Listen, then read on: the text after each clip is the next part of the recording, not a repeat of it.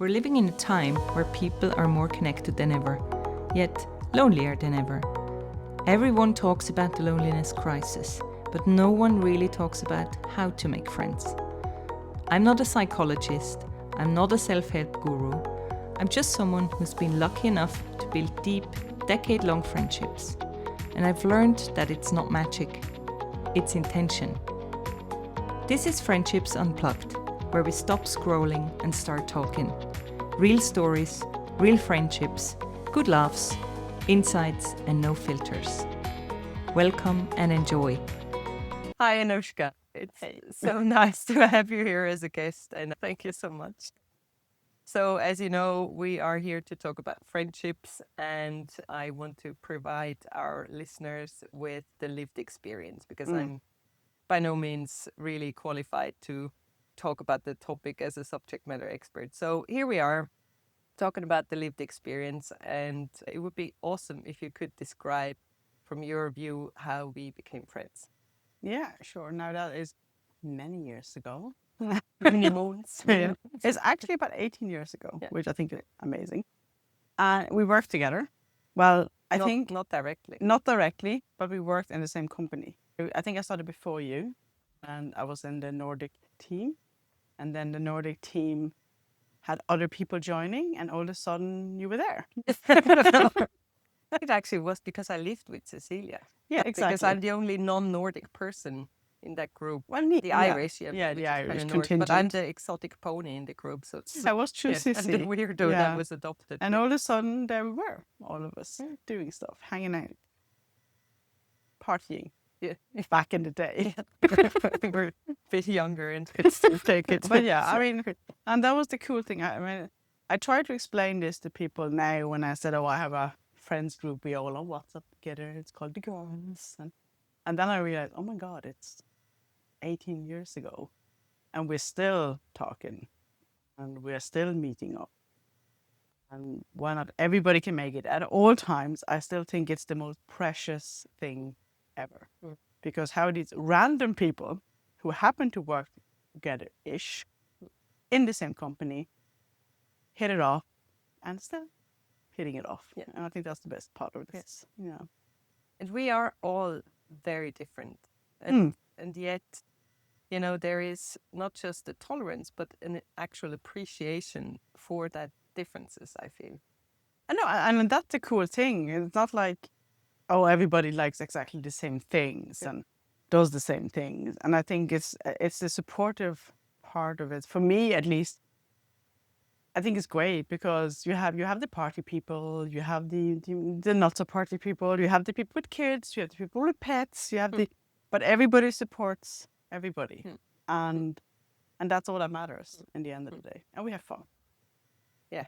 We really do.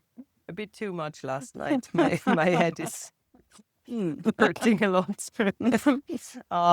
Yeah, no, but it's amazing. And I mean, think about it. If you would print out this WhatsApp chat, I mean, Maria, didn't somebody print out the WhatsApp chat? Maybe. Like, I mean, when was WhatsApp invented? We've been going since then. Yeah, since I started. Yeah. And I mean, the 9 of us, still almost daily there is a message in there. I think it's I love that you use the word precious. It's amazing, and there is like there's never been a conflict among the 9 of us. No, That I I think can- there's been disagreements, or Yeah. maybe not, but never in a way where it's abrasive or nasty or anything. No, It's more no. like, I don't like this because X, Y, and Z. There's been a conversation and maybe a Exactly. discussion. Yeah, exactly. Yeah, And there's sometimes, let's be honest, we're people, so there might be times where someone's always annoying me a little bit. But you get over it because you also know that it's still it's a good person. You're just not agreeing with something. Yeah, totally. And we're able to have discussions about something where we know we disagree about, but it's civilized, it's respectful, and it's actually inquisitive. So we're not listening to reply, but we're actually listening to one another to understand, which I think is really nice. Yeah. I think it's cool. I remember when we were in Prague.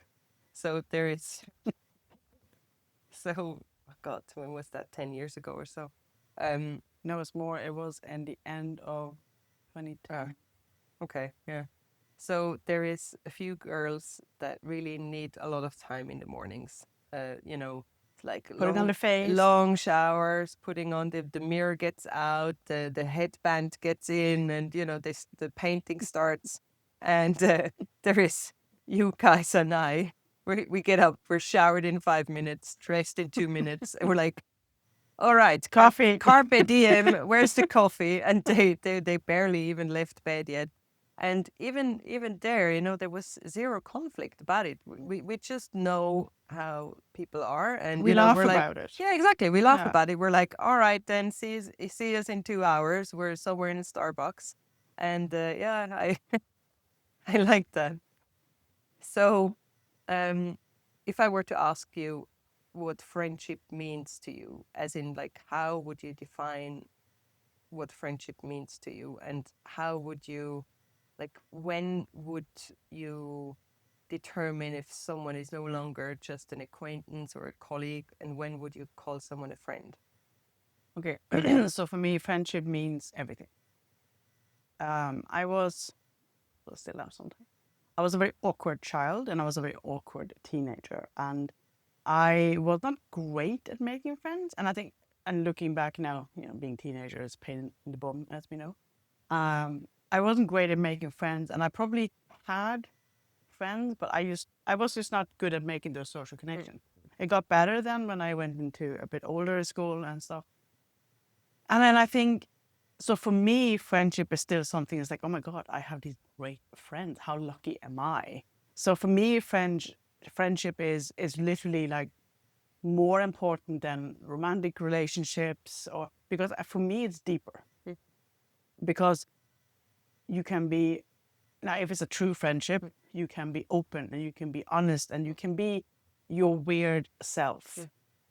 And it's okay to be a weird self.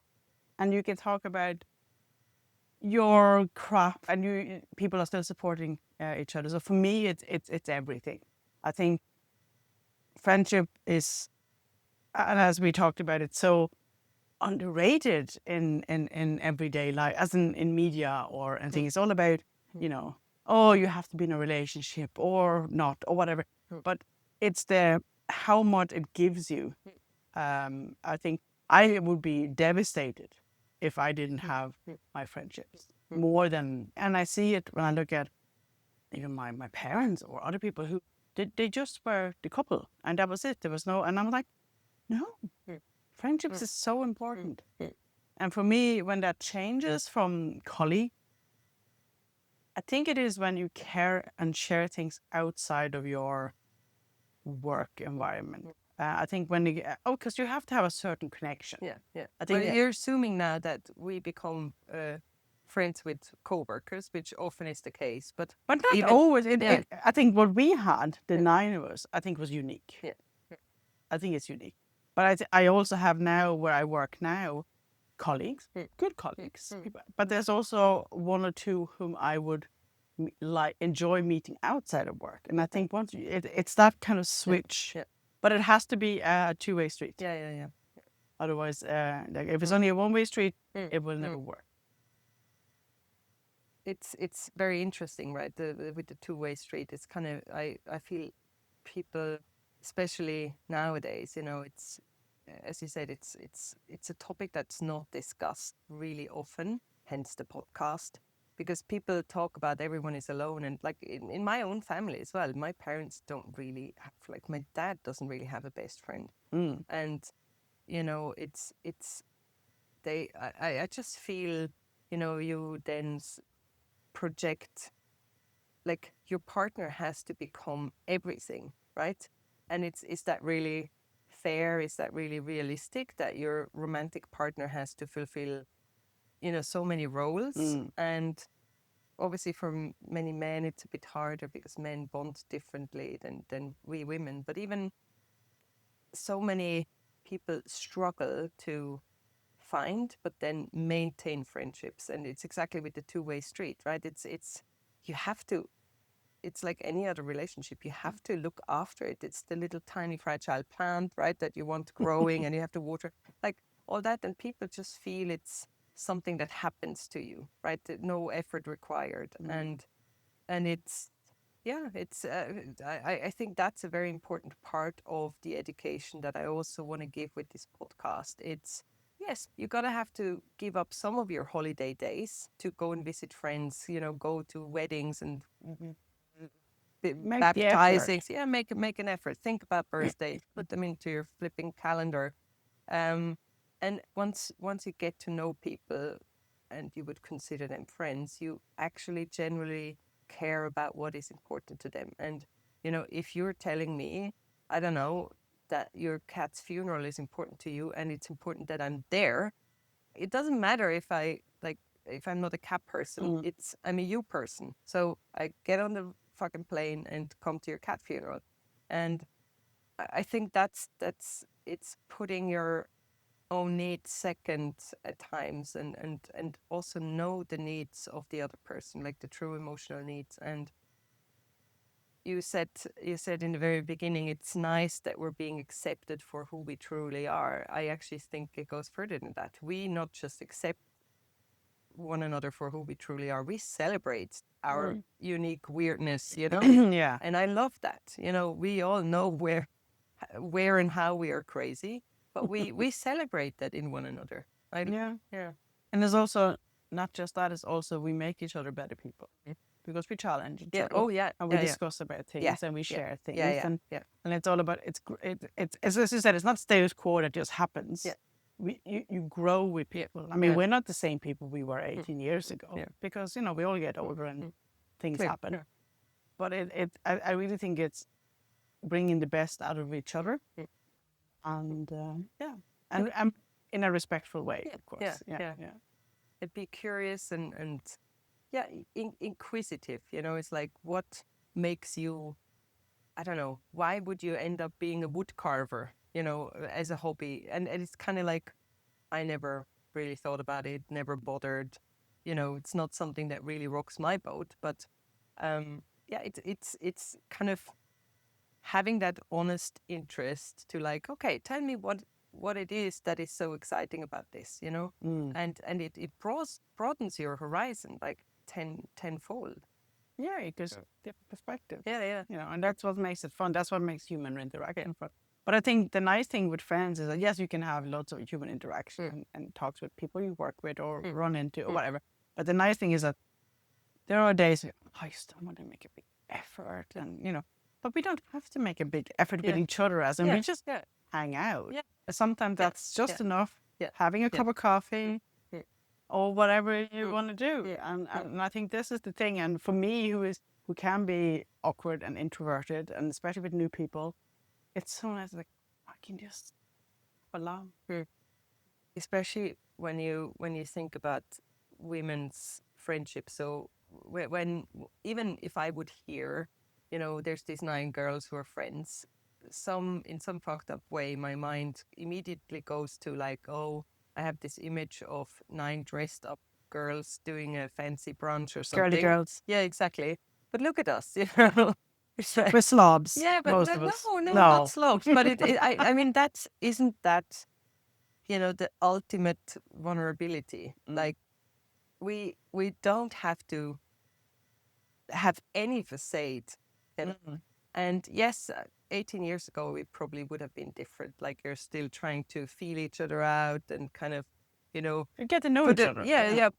Probably put a little bit of a facade or kind of like a security blanket around yourself. And now, it's like we show up as our truest self. And, it's, I couldn't think of anything that I would not share with you guys, or where I wouldn't ask your advice. Yeah. And there's also like something that you said earlier, is it's about when do you dare to take the step to be friends? And if I look back at friendships I've had in general, it kind of normally starts with me thinking, I like this person or this group or whatever. And you kind of have to take that all right, you guys want to hang out? Or you have to ask. Yeah, you have to take that first You have to, vulnerable and it first doesn't, but step. it doesn't have to be a big deal. I think people make too big of a deal about it. Yeah. So I think it's just you just have to kind of show up and then, and you know, and ask. I mean, and for God's sake, if you think about it, we've gone through breakups, divorces, families Cancer. changing, everything. Yeah. And but if you don't go, hi, I am so and so. Do you want to hang out at some stage? It's not going to drop in your lap. Someone has to, be vulnerable first. Someone has to expose themselves first in order for others to follow.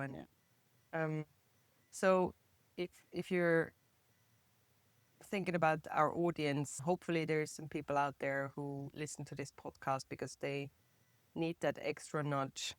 They're maybe a bit shy, or I don't know, they don't know how to go about it, but they wish they had friends in their life. Like how does a grown-up make friends these days? Like, what would be your advice? Don't overthink it.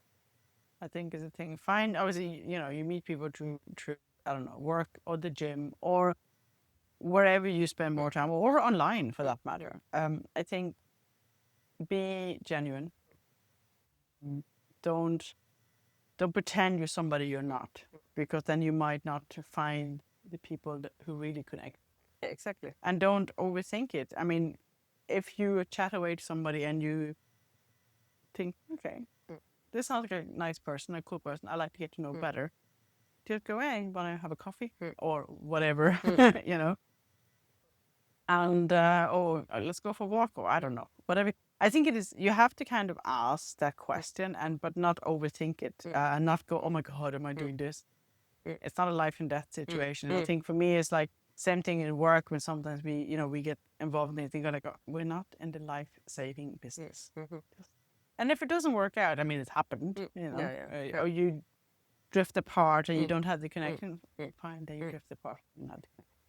But it's crazy what that fear of perception of other people does to us, right? It's like asking out the girl or guy the first time for coffee. It's like, oh my God, you need so much courage, and what could happen? I could be, blamed You didn't for get that. a no. And I could be humiliated for the rest of my days. But it doesn't, like, if you think back, the only thing that stays with you, that you actually remember some really awkward, as in really messed up, dodgy chat up lines. But I mean, I've also been asked out very respectfully, and I don't have a bad memory at all. And even when I think back of some of these situations, it's like, yeah, that was respectful, and it's a thing that you understand. Someone wants something and they express their needs respectfully. It's, as you say, like, what's the worst case scenario, right? And that's what I also tell my team often, because we have many conversations around actually also how to build friendships. Some of them have asked me for dating advice and stuff. It's blessed. And there is this theory, I don't know, somebody clever wrote a book, and they referenced the above the waterline theory.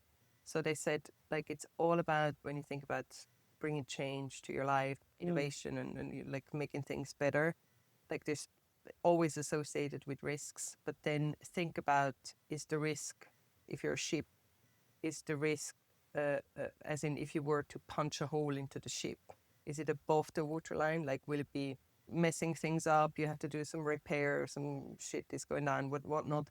But as long as it's above, not going to sink the ship. And I like that analogy, because it's, I mean, what's happening if someone says, no, I don't want to be your friend, like, what? How would Well, you? if somebody would react in that way, then you don't want to be their friends in the first place. Exactly. So if you think about some of your other friends, I mean, some really deep friendships as well. They're like sisters, I would say, right? Ophelia or so on. How would you? What's the benchmark for you to when you know they're going to be my lifelong friend, I'm going to put everything I have into this friendship to, like, obviously not compromising on your core values or so, but Yeah, of course. I'm gonna give a fucking kidney for this person. Yeah, I think, and as I said, we're all different, and same thing with my other friends as well. But I think it's the core values. We still share the same core values, and we all have the same thoughts about integrity and respect. Okay, that doesn't mean we don't have different personalities. It's that, and also, and I think this is very important: a sense of humor. We share a sense of humor. We all, while we're all different, we all kind of have similar about the same sense of things, we laugh about the same thing, and I think humor is so important in any relationship. So for me, it's and again, it's the trust that if I say something, but it's also as I said, the two-way street. For me, it's like, because I've had friendships where, but then I kind of felt like, okay, why am I doing more? Why am I carrying this friendship? And then realize this is not okay. It has to be a two-way street where maybe there's one day where you feeling bad or vulnerable and you need support and you need to somebody to listen, but it should also be the other way. And I think this is, for me, is key, is really good sense of humor, sharing a sense of humor or whatever is good for you. And you still need to have the same values around things and have that respect between each other. I think that without that, you can be friendly, but I think you're not going to get the deeper connection. So for me, that is key. It's interesting though, isn't it? I mean, that's only something you learn over time, right? So it's like almost a romantic relationship. There's love at first sight, or kind of something that attracts you to a person, some joke they made, or like something they did or said. And then as you get to know them better, you get to know the core values. And then also it's one thing to say you have a certain value, but then it's, how people act. Yeah, it's your actions. Exactly. It's like, it's easy to say stuff, but do you actually follow through? Is that person delivering on their words? And that again builds trust, and you get to know the person. Have you had many like friendships where there was conflict also? Um, Like actual fights or fallouts or something? yes. And I suppose that kind of brings back to the one where I met somebody we get on really well in university. We were friends for a longer time, but it kind of turned out to be more. I realized hindsight is a beautiful thing. And I realized that I was the one driving it. I wanted it more probably than the person, or I was being a bit of a sucker and, just doing what. But yes, there were fallouts and there were fights, and now going back, I said, why did I put up with that? Because we're not talking a disagreement or, okay, somebody messed up. And I think this is, I know it's a bit of a side, but the other important thing in a friendship is if you screw up, because it happens, we all mess up. Of course. Be genuine, say, I'm sorry, apologize. And But that other person couldn't do and it. then we can, no, not really, unfortunately. And after a while, I kind of, and I was younger, so I let it go longer. And then at some stage, I'm like, no, why am I doing this? Good for you. I'm like, yeah, but it took a while, Yeah, and it was yeah. a heartbreak. It is a It heartbreak. is. Yeah, it is. Because it's a relationship ending. Yeah, you're sad. Yeah. But I kind of realize now that, well, a friendship doesn't just go by one person. Yes, there can be times when somebody is really low and down and they need more than they can give at the time. Exactly. But over time, it should be, Totally. both Balanced. ways. Yeah. No, but it sounds like you learned healthy boundaries early, or look, but this is development. Yeah, it took a while. It's development. But that's Age how you helps. learn. Yeah, but that's how you learn, right? Yeah, that's how you learn. And I think it's not just boundaries. It's also like, do you respect yourself? Would you take this from a partner? As a romantic partner. Yeah. And and I kind of go like, some people do, unfortunately, and they have to learn to get out of that. But I think it's no, I think somebody once said, you know how we can be quite harsh with ourselves. It's human nature, unfortunately. But sometimes I think, would I say that I sometimes say to myself, would I say that to my Best friend. exactly, you know, what I say, and then you go, oh no. Yeah. But then if that is the case, would you then take the same thing if somebody said it to you? And you go, yeah, well, probably not. You know, and that's where you kind of need to find the balance, I think. And that's actually, like, good friends are really, they're a mirror. If you think about it, your mom and dad, they're always going to be biased, right? So they're not going to give it to you straight. Your romantic partner, there is probably, I would argue, very few couples are super direct with one another because It's a different you know, dynamic. yeah, exactly. Yeah. Like, you don't want to hurt feelings too much or so. I mean, best friends, they are the truest feedback givers that you can find, right? If someone, like, if not your best friend or if not a very good friend, who else is going to tell you that you're, I don't know, acting like a real dickhead right now, you know? Yeah, And it's true, right? No, It's, but yeah, it's you're the same. being an ass Yeah. right now, for fuck's sake, you know? Think Get on about with it, it. you know? Yeah. No, it's true. Because I think the key is, yes, do tell, you know, like, be not brutal, obviously. No. But do say, Yeah. this is not okay. Yeah, exactly. You know, but at the same time, I think that's the key. It's the same time of making sure that you're not being an idiot, or even if you say something that comes out in the wrong way, say it so that you can go, didn't realize, sorry. But the other part of it, we also lift each other up. Yeah, yeah. And I think that's the key. Yeah, yeah. You know, with Yeah, really yeah, good yeah, friends and best yeah, friends. Yeah, if you you lift each other up, but you're not going to let, you know, the other person go off on something. Yeah. And it's, I mean, if you think about it, why are people bad with taking negative feedback? You know, to a point where it's almost got, in corporate life, it's like nobody gives almost It's constructive fake. feedback. Yeah. Like, how, think about it, how are you going to improve at anything, at work, at life, if no one gives you actual feedback, as in, yeah, nice, do me a compliment also, but tell me where I can do better. People get defensive, and I think that's the big difference. The reason why true friends can give you negative feedback is, you know, you're not getting defensive because you know it's coming from a good place. You know that person has your best interest at heart. They mean well. They don't tell you you're being an ass to hurt your feelings. They tell you so you look better to the world. You can protect your integrity or the opinion of other people and so on, because they mean well, and that's why we can take it, right? And you also have to be vulnerable enough, and I think that, I mean, I know I struggled with that 3 years. You have to also be the trust is so important here, because you have to trust and be vulnerable to realize, because I think a lot of people become defensive because they think, okay, I'm going to be abandoned now, because they think I did something wrong. So you have to have the vulnerability and the trust that just because somebody tells you this is not okay, doesn't mean that they're going to drop you like a hot potato. And that's because I know that's something I've struggled with. Yeah. And that's my insecurities. Yeah.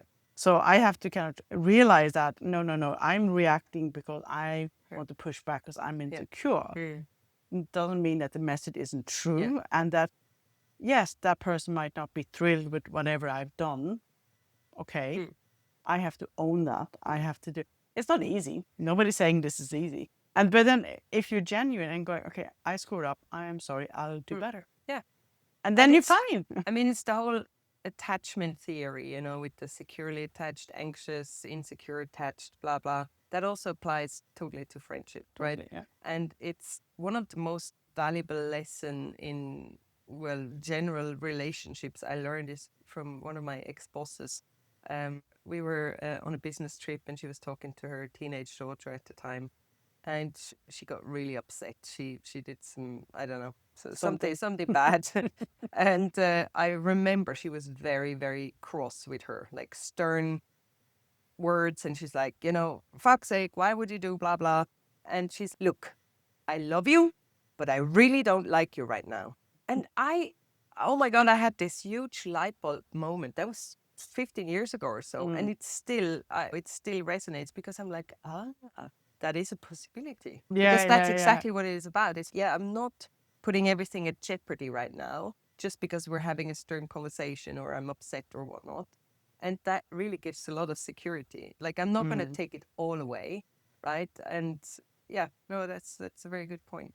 No, I think it is. And let's be honest, it's not like all of us are super great at giving, sometimes things can come out in the wrong way. Here.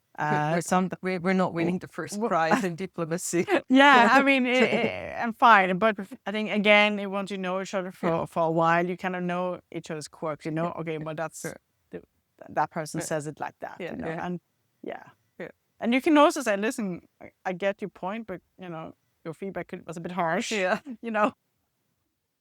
But in the end of the day, you have to laugh about things. So, in terms of addressing the world's loneliness crisis, having high suicide rates, especially in male population, what is your advice to the world out there in terms of friendships? You're not alone. You can be alone, but you don't have to be lonely. And I think that's the key. And the other key is learn to be happy in your own skin. As in, learn to be okay being alone, as in not, but then also learn how to meet other people. It doesn't have to be 20. It doesn't have to be 9. It can be 2. But unless you try, and it's not going to be as bad as you think. It's not as scary as you think. You said something very true there. Learn to be happy in your own skin, because it's one thing is about authenticity, right? It's only going to get the great friendships if you're being yourself, because that's when you attract people who will meet those needs and match your personality and whatnot.